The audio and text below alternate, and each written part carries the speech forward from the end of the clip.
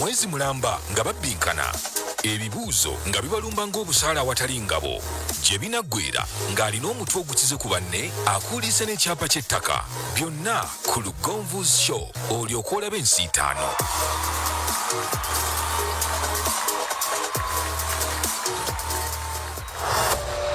Saawa ya bunkenke eno nsiitaano katuubagiro kennyini ng'azina n'ow'enkufu okwekkaanya kukwo n'okunyumirwa kukwo obubalagaze n'obujiji bw'abano abasaalimbidde mu mbuga ya Sseddugge.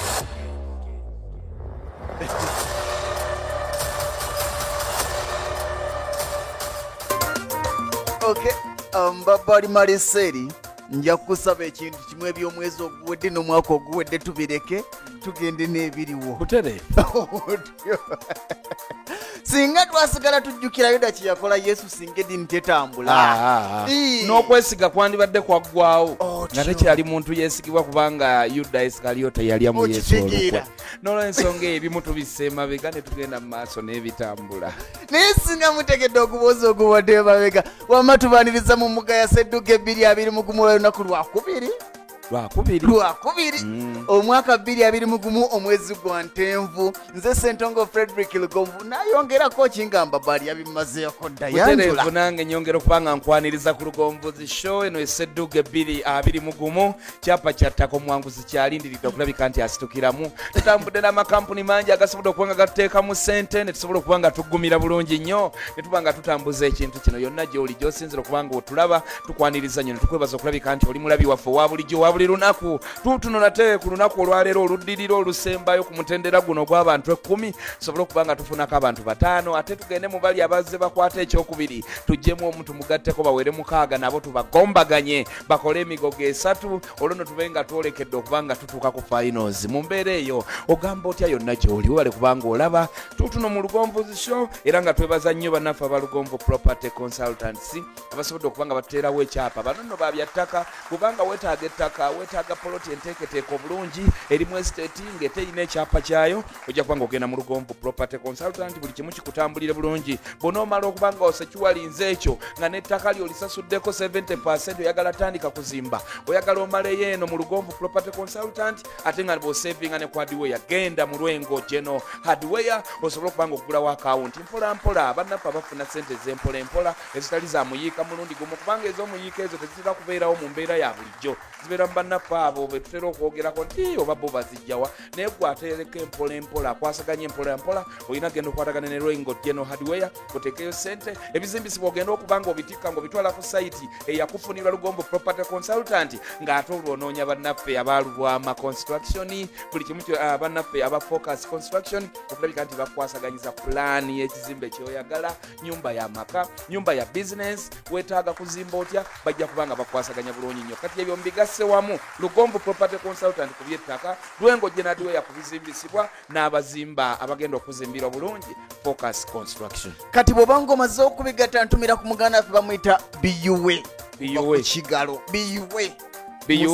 BUA bizimbisibwa tumira ku mukulu BUA webale nnyo webale ddala kubanga tova ku Lugonvu's Show webale nnyo webalire ddala tugende mu baalo bwa Local Poultry Breeders and Agrovet. Bano bagamba nti munange balunda enkoko ennansi ate obanga oyagala okuba nga ogaggawalira mu bulunzi okwate baalo bwa Local Poultry Breeders mu bbanga lya myezi 4 n'ekitundu enkoko ebeetandise okubiika ate enkoko eŋŋanda baziina bulungi bagenda kuyambako ne obanga oyagala kutandika bizinesi eno bajja kuyamba okulaga butya bw'osobola okuba nga ozimba ekiyumba bagenda okulagirira ogenda okuba nga ojja emmere bajja kujjanjabira obukoko bwe nobanga bulwadde bulwazi obanga bufunyemu kakiyego ng'obakubira ababalugama nti owange nfunye mbuzi bwe buti nga bajja badduka zambwa be balugwa Local Poultry Breeders. Bwanga omaze okulunda enkoko n'ofunamu kasente amakawo egali wawasadda vibes gibagambe vibes ceremony events olina okuba nga oteekerateekera nobaga nti bane njagala kunteekerateekera mbaga njagala kunteekerateekera ku kyalo bakwanjula oba corporate function yonna ne bwanga ogenda ku end of year party wekwate vibes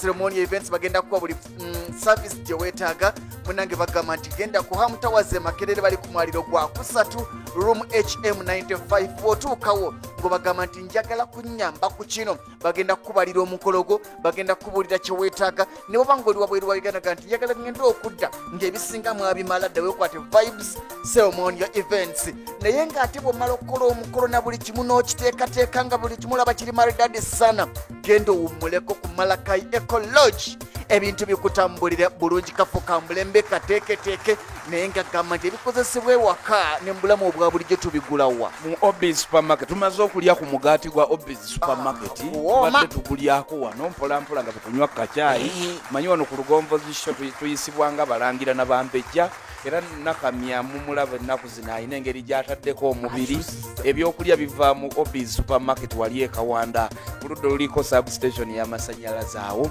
era naye bw'obanga ova ku luguudo olwo oli mu bitundu awo n'okuveekawo empa okudda eri ogendanga ku supermarket eyo balina parking nnungi ate nga ne customer care bweri bulungi nyoba kufaako bulungi ate nga n'ebintu byabwe bikyaliko si byebiri byosanga mu masupermarket amalala nga byayitako dda babitunda byewonya genda mu Obis supermarket wonderful bwe tuba nga tumaliriza okwebaza abavugirizi baffe twagala okuba nga twebaza abalabi baffe ab'enjawulo mu bitundu by'amawanga ag'enjawulo gye musinzira okubeera nga mutulaba mwebali nnyo mwebalire ddala abali ku Facebook n'abali ku YouTube mukoze omulimu amatendo tubagamba nti musigale nga mugoberera buli kimu kigenda kuba nga kitambula bulungi era nga mu kaseera kano njagala okuba nga ngende wemuganange mbabbali maliseri sigenda muwummuza ate atubulire bani abali mu mbuga ya Ssedduge olunaku olwaliro ate okuba nga bavunkana okumanya ani ayitawo ani asigala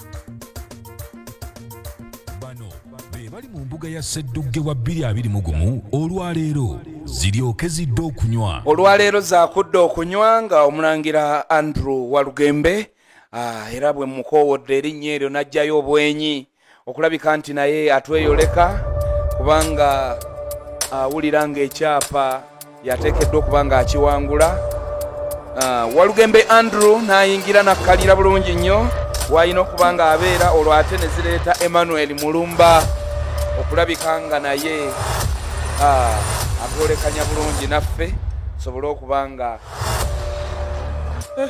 bano bonna bakwatagana batya nga bato nnyo bato ono si wa 14 Mulumba oyina emyaka emeka oyina emyaka 2 Walugembe oyina emyaka emeka 16 waggulu ono nayo ki taata muwanvu taata muwanvu ba mama muwanvu kale owe 16 zinadde okunywa baaniriza mbaaniriza mu mbuga ya Ssedduge 2021 era kano ke kaseera ke tugenda okuba nga tubawa buli omu okuwero kakasa nti bannange nze nkyali ku kyapa kya Ssedduge 2021 katuwulire nga muwaga abayiseewo mu kubbinkana nze Mulumba Emmanuel sirina bingi byakwogera kujjako okusaba abantu obuwagizi bwammwe bannayuganda n'abali ebweru wa Uganda.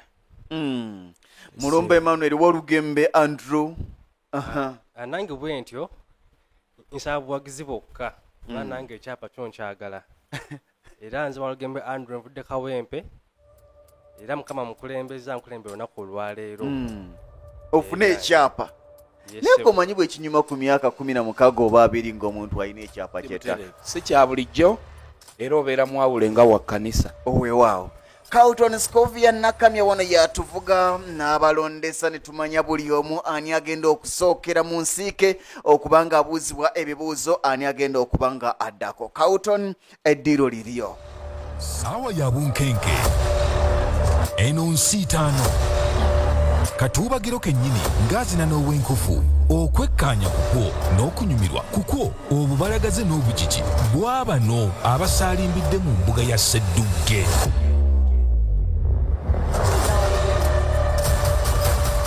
oli bulungi ate ndi bulungi nnyo oli bulungi waliwo abakyalo omu bamuyita Nakimbugwe Rose omulala bamuyita Nakalanzi Florence ne Natolo Scovia babatumiddeko nnyo kakati katulabe ali mu namba 1 ne namba 2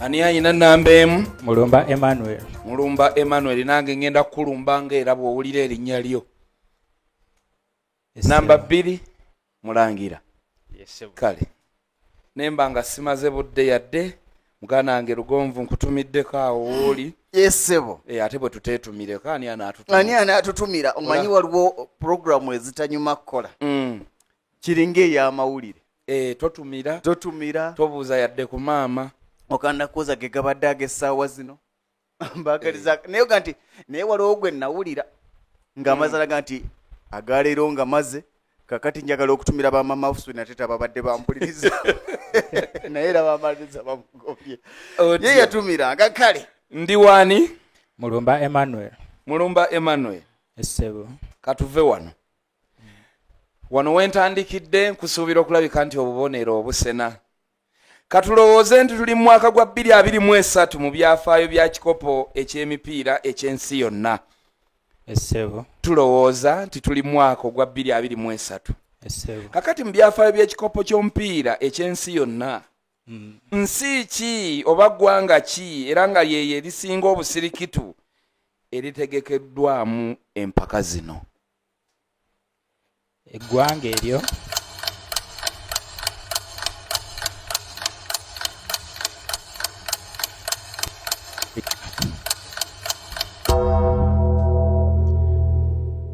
South Africa.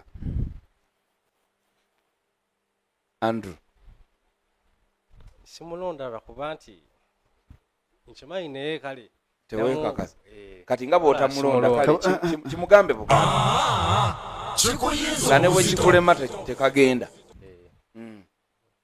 Brazil kadde kakugenda kabadde kajjake nange ekyo mbadde sikimanyi tuli mu kusamba qualifiers ndowooza Uganda twavaako dda qualifiers za World Cup nga bwe mwayita tetwavaako era nga bulijjo naye empaka ezo zigenda kubeerawo omwaka 2022 zigenda kubeera kata kati tubadde tuimagininga nti tuli mu 2023 n'okuggwa kujakola ki naye ate gwe kata n'alagawa kubanga singa nzize direct nti 2022 obadde ojja kwanguwa kati kwe kuteekamu akalippo noga nti katulowooze nti tuli mu 2023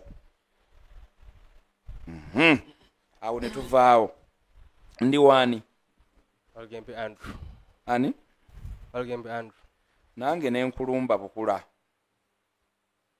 mukulu Walugembe wandisebo ono ye mukulembeze w'ekibiina ekiddukanya omupiira ku lukalu lwa Africa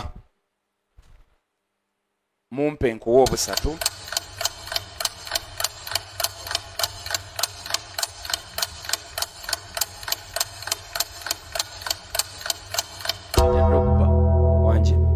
Drogba nedda kikuyinza obuzito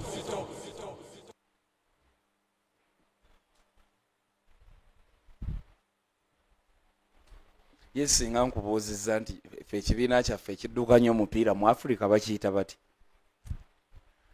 ndowooza ne bwe saani mubuuzizza mukulembeze ekyo yandibadde ndowooza akimanyi nendowooza ne byombi ndowooza bizibu nnyo gy'oli Patrice Motsepe musajja wa South Africa si ye nanyini Mamelodi Sundowns ye nanyini Mamelodi Sundowns kale ndi waani Mulumba Emmanuel Mulumba wanjisebo mu kiseera kino omukulembeze wa Eklezia Katolika essebo ye Papa Francis essebo ono Papa Francis gwe gamba yaddiraani mu bigere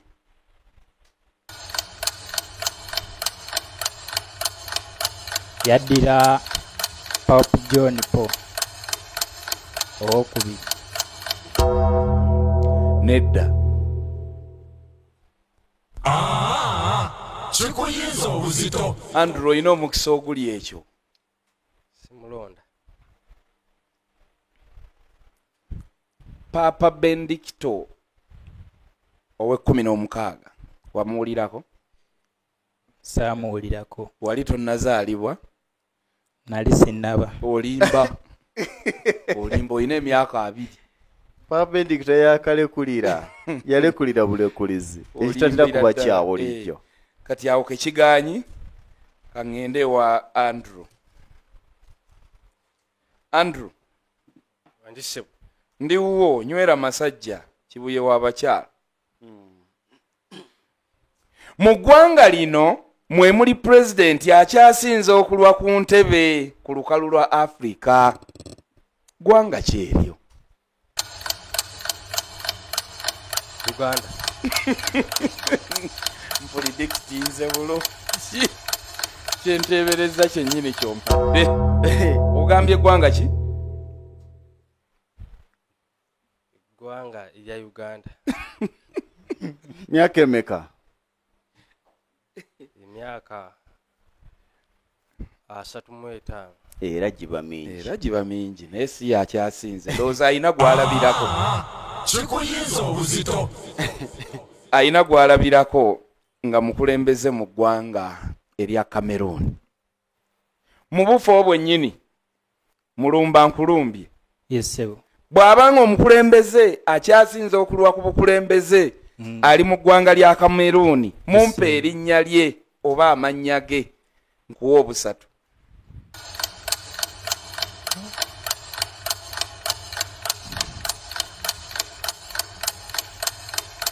Alpha Conde. Wa Cameroon oyo. Kiganyi. Kikuyinza obuzito. Nkalubye nnyo. Okalubye nnyo. Towulirangako ku Paulo Bia. Sijja kulimba. Kituufu yawamba oba yakwata entebe nga tonnazaalibwa. Kubanga kabeera owa Uganda era wali tonnazaalibwa. Akubise emirundi ng'ebiri. Kozi owa Uganda lindako. Owa Uganda akubisa. Oyina emyaka emeka? 2. No, ngamba ani? Walugembe. Oli amukubisa 2 kuba wa 16. 16 akubisa emirundi 2 ne kota. Kakati gwe owa 2 akubisaamu gumu n'ekitundu. Gumu n'ekitundu. Kale era muneete muyina kyakkola muyina okuba nga mbimanyi. Katugambe bwe tuti. Ndi wani? Olugembe Andrew. Wano kanyigemuuko oba olaba osanga wanaabaawo ekikyukamu. Wadde nga Honorable Rebecca alitwala Kadaaga yaggyibwa mu kintu ng'abamu bwe balinga bwe balaba. Naye era tavangayo era si muntu wa bulijjo. Mu kiseera kino yaani mpaayo ebifo 2 mwali ebimufuula okuba nga si wa bulijjo era nga si mutene era nga tavanga mu kintu ng'abasinga bwe balowooza. Rebecca Kadaaga alitwala ye MP wa Kamuli District. Butereevu. Ate era ye Minister wa East Africa. Bakuwa obusatu. Okigude bubuufu. Era osobola okigatta awamu nti ye First Deputy Prime Minister era Minister of East Africa. Nkyabongerayo. Baweddeyo. Kale nzemba z'okukiddemu. Bwe kiba nga nzemba z'okukiddemu gamba bali maliseri ensonga badde akyazikwasiza maanyi ze kaŋŋonzegonzeemu oba oliawo temuviira yaawo. Kiyinza okukwasa ensonyi okulira nti yakutte ekisooka avuddeyo na 3. Era sikyagala. Ntandikidde wani? Mulumba Emmanuel. Dr. Apollo Milton Obote yakulemberako eggwanga erya Uganda emirundi 2 beddu. Naye era babwava mu bulamu bw'ensi eno. Bannayuganda baagala okumanya bwe yafa bamuziika wa Mpa District. Bwe yafa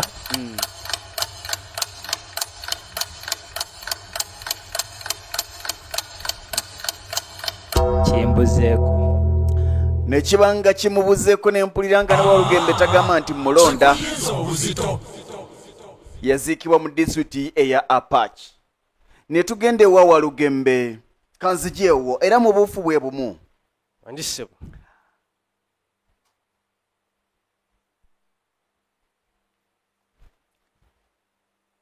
Kale kyembadde njagala okubuuza kye kino. Esebo. Yajjako era najjako bwe kyali. Amini yajjako Obote. Ate era Obote najjako Amini. Butereevu. Buli omu yaloza ku bukambwe bwa yaloza ku bukambwe bwa munne. Idi Amini Dada naye yava mu bulamu bw'ensi eno. Era wano bweyogera ku Idi Amini Dada basigadde baga nti ebibi bye yakola bireke bitono okusinga ebirungi bye yakola.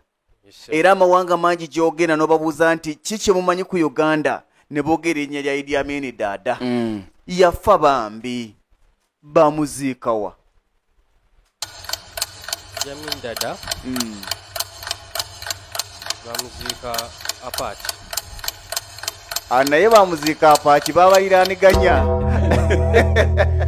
oba agendedde mu buufu buli agendedde mu buufu ne kiba nga kiganye kikuyinza obuzito abali e Saudi Arabia gye muli Idi Amin Dada bamuziika wammwe e Jeddah era akyaliyo ne bwe wandigambye bugaye nti Saudi obadde Idi Amin omufuna Dada bamuziika Saudi Arabia ali Jeddah ne tuba nga tugenze waani Mulumba Emmanuel Mulumba wanjise njagala owulire bino esebo mpa emyezi 2 mu Luganda nga mannya gaagyo gabbulwa mu biwuka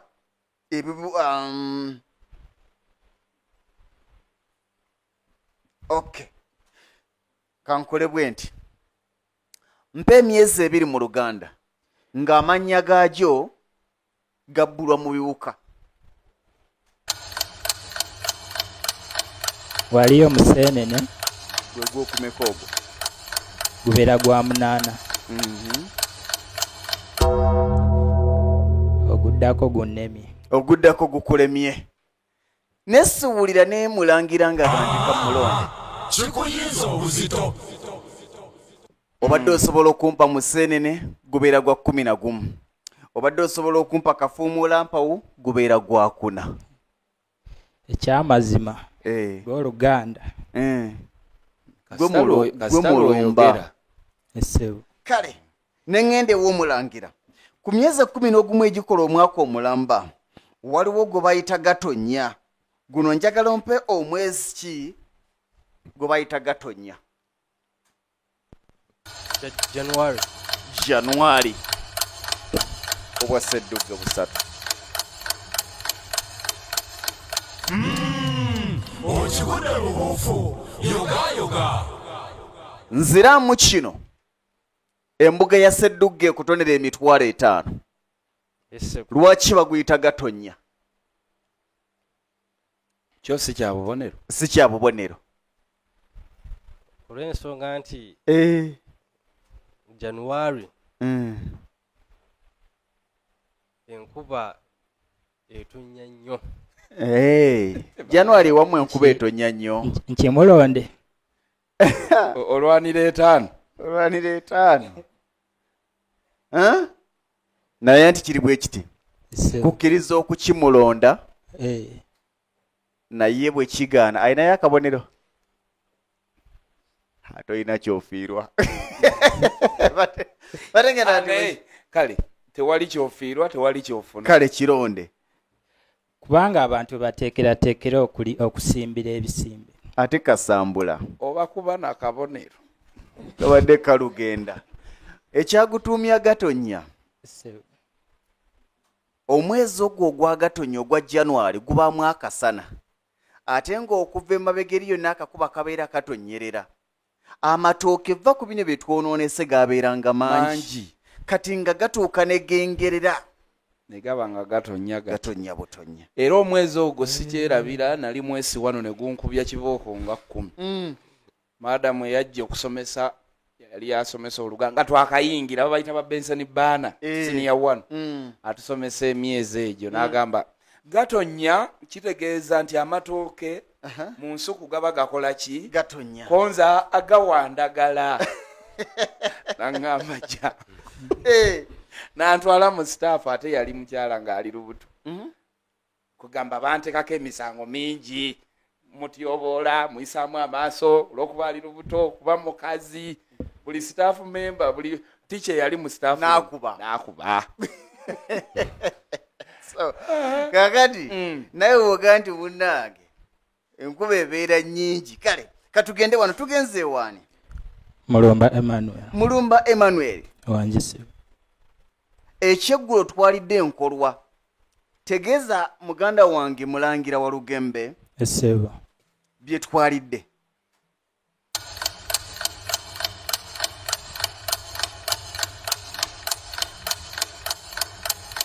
awo Oluganda simanyi sikwatawo tokwatawo. Mulumba bakuzaalawo. Banzaala Busoga. Okay. Ssebo. Kikuyinza obuzito. N'abanga ne muganda wange Mulangira agamba nti awo sijja kukwatawo. Ogamba ntwalidde nkolwa kitegeeza nti mwakutte amazzi ne musamu omunnyo ne mukoza. Kyenkana mubanga abalidde ennuma naye netugaa nti naye kaakati mu mulembe guno gwalungako ku munnyu n'oddira ettooke n'okoza mu munnyu ogwo omuyenge mazzi n'otwalizaawo naye omulembe guno okitegeera. Kakati ne tugende ewaani. Walugembe Andrew. Walugembe. Ezimu ku nva esinga okumpomera basinga baagala nnyama, baagala nkoko, byennyanja babyogera na mu luzungu nti mpomerwa nnyo fish, naye nze mpomerwa nnyo enva nsanyuse. Zenva zitya zino? Nsanyuse. Vegetables. Vegetables. Temumukombya. Enva nsanyuse Kikuyinza obuzito. zibeera nva ez'ebinyoobwa. Sibanyukiddeawo. bannyuke Carlton bwe kiri Mbatadde. Era nga tulinda bivawuwo okwongera okumanya bitambudde bitya, tukyayimiridde tutya, ani ayitako, ani avaako. Naye nga waliyo muganda Katukutwale mu kibalo. Ani akize ku ani? Ani akyaleebya?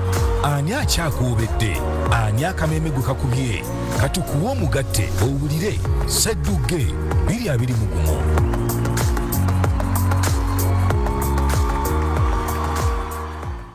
Ssedduge 2021 twagala okubebaza mwenna abagoberera. Okimanyi nti mwina bafaano bwe bayita Dijja wa Malcolm. Dijja wa Malcolm ne Nakano Haji Sophia. Abula batumiddemu. bafaani baabwe. Bafaani baabwe. Babatumiddeko nnyo naye nga tuli wakati wa Mulumba Emmanuel n'Omulangira Walugembe Andrew. Kakati Mulumba Emmanuel ebibuuzo byonna abadde tannatoolawo kabonero n'akamu, so nga ate ye Walugembe Andrew ebibuuzo yakaddamu 2 bw'atyo alina obubonero 6. Tukujjukiza nti omutendera guno knockout.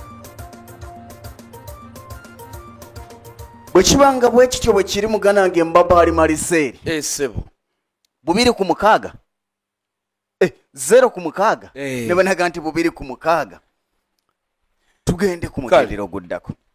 ewange muno nayo kimu kakasa nti Mulumba at least ovaawo n'obubonero oleme kulabika nga agenda okgenda nga tofunye kadde ng'onooba osinzeko yagenza abanjibwa mu buto oleme kusemba si kubanga obwana bukuyisaamu emimwa. Mulumba pulezidenti w'eggwanga ery'e Kenya Ssebo. omumanyi Mumanyi. yaani Bamuyita Uhuru Kenyatta. otyo oyo yennyini Bamuyita ne? President Uhuru Kenyatta. Uhuru Kenyatta Ssebo. yaddira ani mu bigere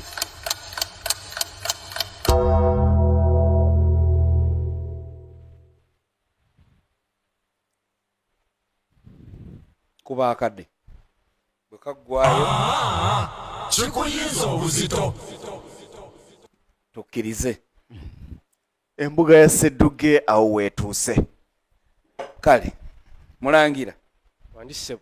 nzize ewuwo eggye lya UPDF lyasimbudde lyatutte ebyokulwanyisa n'abasajja abakambwe mu ggwanga erya DR Congo. Yesebo. Eggwanga erya Democratic Republic of Congo eryo liyina pulezidenti waalyo Yesebo. omumanyi Erinnya ye Felix Tshisekedi yaddira ani mu bigere yaddira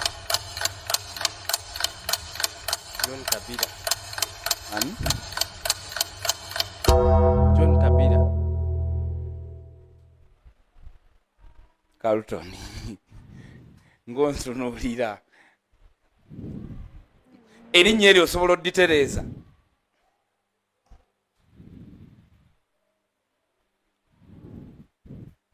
John Kabila. bamulonda omusajja bamuyita Joseph Kabila. Walemeddwa owuwo nedda muleke bamuyita Joseph Kabila. Ssebo. Ani eyamuddira mu bigere? Eyamuddira mu bigere aliko ku lwaleero? aliko ku lwaliro wa Congo Eh, ye Felix Tshisekedi. bamuwa akabonero ke. kabonero okatutte nemba nnyuka n'obanyukira wala nange ne njagala okubanga mbakwata mu kimu kimu nga tuteekateeka okuwummula munziremu bino. Ntandikidde wa? Mulumba Emmanuel Wanjise. ebitongole bya gavumenti bingi ebya gavumenti. Essebo. Abakyala ennaku zino bali ku mwanjo, njagala ompeyo ebitongole bibiri byokka nga bikulirwa abakyala nga bikulwa mu bakyala. Uganda wano.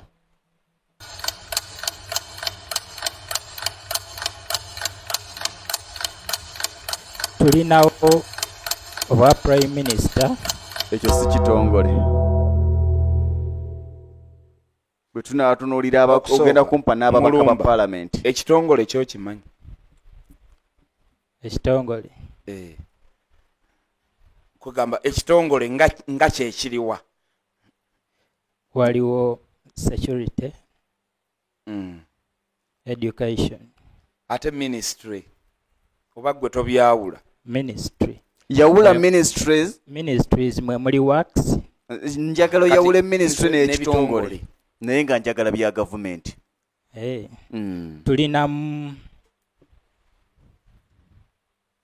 Tulinamu eya health. Kiganye.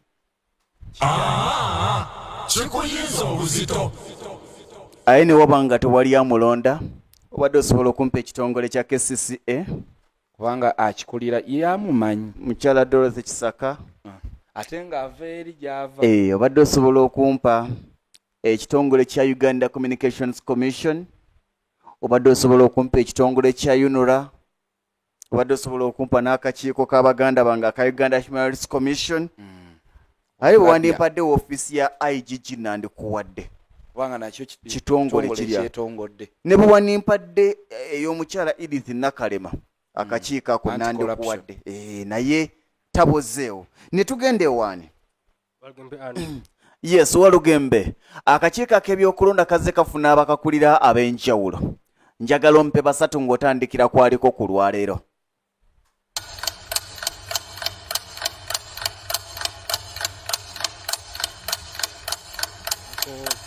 Badi Chigundu.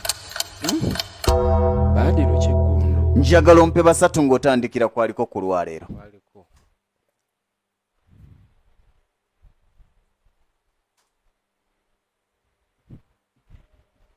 Tulina bya Mukama. Nituba ne Badi Chigundu. Nituba ne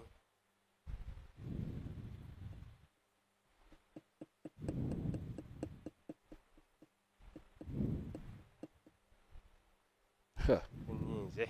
Kiganye. Ogenda kironde? Saba kukinziiramu. Andi ngamba okironda ate bakikuddiremu. Okulonda kitegeeza nti oli kimulemye gwe okimanyi. So ate gwe kusaba basooke bakikuddiremu. Ng'ekikyo. Kiwulidde bulungi. Era awo tolonda. Naye kankuwe. Akakiiko ak'ebyokulonda kazze kayina abakakulira ab'enjawulo. Ssebo. Njagala ompe basatu ng'otandikira kwaliko. Owookusatu simumanyi. Kati tukubanja akabonero. Ate ng'olonze. Kasajja kagezi ka. Nakami. Sironze. Agamino ga nti tukuddiremu. Ababiri omanyani naani? Sijja kulonda. Nedda togenda kulonda. Ababiri omanyani naani? Ogambye owookusatu tomumanyi. Nga nva emabega. Tulinawo Simon Byabakama ne tubeerawo ne Engineer Badru Kigundu.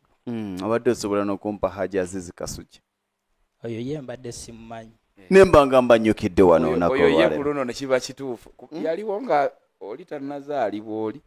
Kubanga Badru Kigulu teyatwala bibiri bwe mbaseera bino. n'oleeta Nemba nga naye mbanyukidde. tekikuwonya kuba ne history tumusoma. Ne tugenda ewa waliwo ekikyuse? Tewali kikyuse. Waliwo ekikyuse. Okay. Jangu tuwe ekikyuse tulabe. Ani akize ku ani? Ani akyaleebya? Ani akyakuubedde? Ani akameme gwe kakubye? Katukuwa omugatte owulire Ssedduge 2021.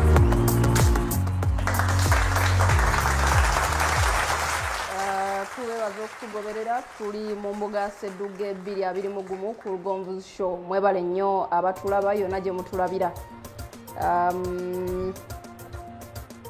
Eno knockout kitegeeza nti tuyina omuwanguzi omu agenda ku mutendera oguddako.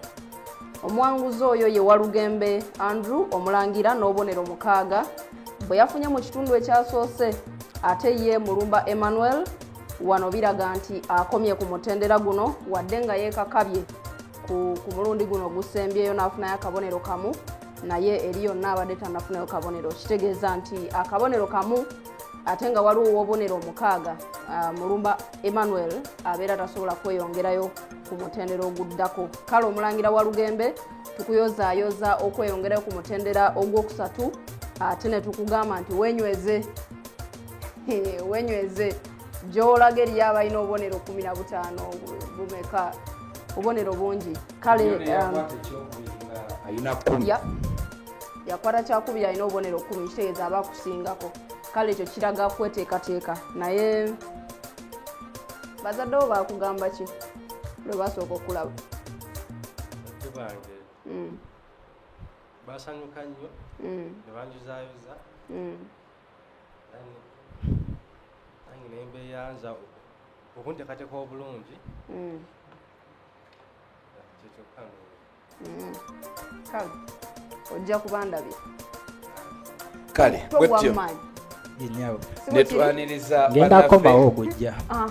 aba Obis supermarket bajje babawe ebitereke byammwe, ate ye Mulumba tumulinde mwaka gujja, wabula ye omulangira tukyamulinda ku mutendera oguddako. Tujja Obis. Naye nga mukwaniriza Obis muganange mbaba ali maliseeri kirabika okubanga olunaku olw'enkya lwetufundikira guno lwetufundikira guno omutendera, ate ogwokubiri okusalawo baani n'okulaba baani abagenda okubanga bayitawo bagenda ku luvunkana oluddirira olwakamalirizo, ate ng'oluvunkana olwakamalirizo tugenda kubeera ku Malakayi Ecology Butereevu nga tuseeyeeza ku mazzi. N'olwekyo binaawooma. Ani? Mulumba Emmanuel. Owulira otya? Manueli. Mpulira bulungi kubanga Katonda yampa obuvumu okujja okwewandiisa. Wali abaatya nga tebasobola kujja kwewandiisa. Weewaawo. Ese ne tusembeza leka mulangira asembere. Oba tulabira mugana. Kusoga kitundu ki?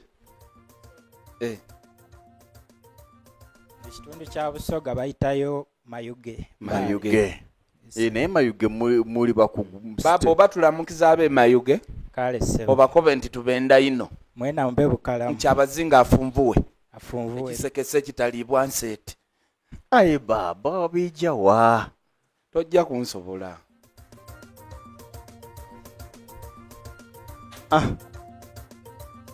Obis supermarket mwebale nnyo, mwebalire ddala Kawanda.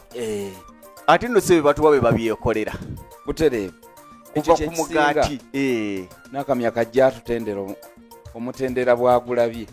Gwongera okutabuka. Naye wano we wali kakati nno ndowooza olaba. Oli omwana alabika yayiseewo. Aliwa. Bwekiri oba ndaba ow'ekkumi. Ow'ekkumi ya. Ndabanga yayiseewo edda. Tulinda ab'enkya. Enkya wayinza okuba wekikyuka. Kasirye. Wayinza okuba wekikyuka enkya. Tulinda ab'enkya. Tomanya. Kale. Bw'otabawo kikyuka.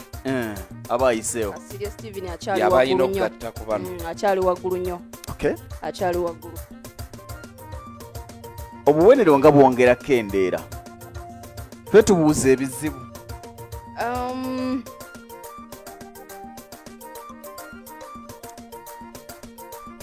abaana bagobera current affairs